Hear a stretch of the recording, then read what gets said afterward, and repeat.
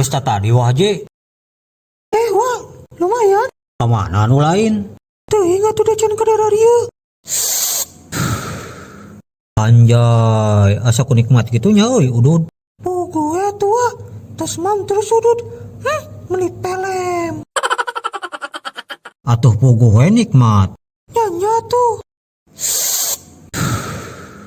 Ngomong-ngomong menta tuh sebatang mah.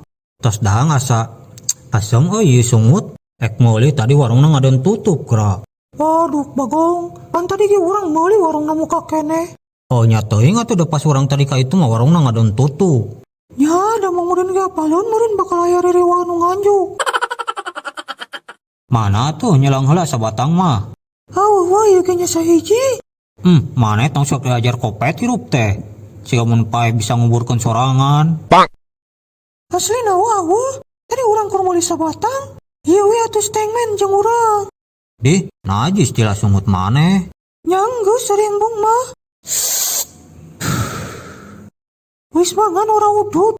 Enak mas.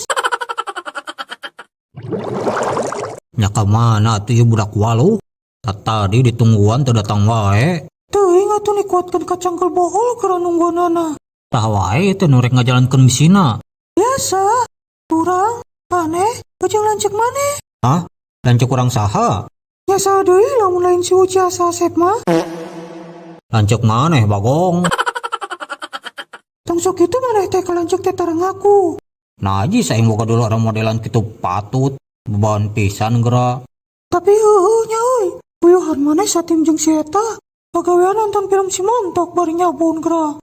Aslina taak aing mah. Lamun teu katitipan ku guru kakasih mah teu hayang kudu satim jeung si eta. Katitipan kumaha wa?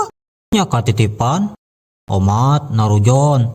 Tong sok diheureyan eta si Uca sahasep watir. Kang pangnama geus teu boga sasaha. Indung teu boga, bapak teu boga. Lanceuk hianat. Pokona mah si eta mah budak yatim. Oh, berarti sarua tuh jeung maneh. Maksudna Ya sarua jeung maneh yatim piatu. neng. Nah buat rada nyentuhkan hatenya euy.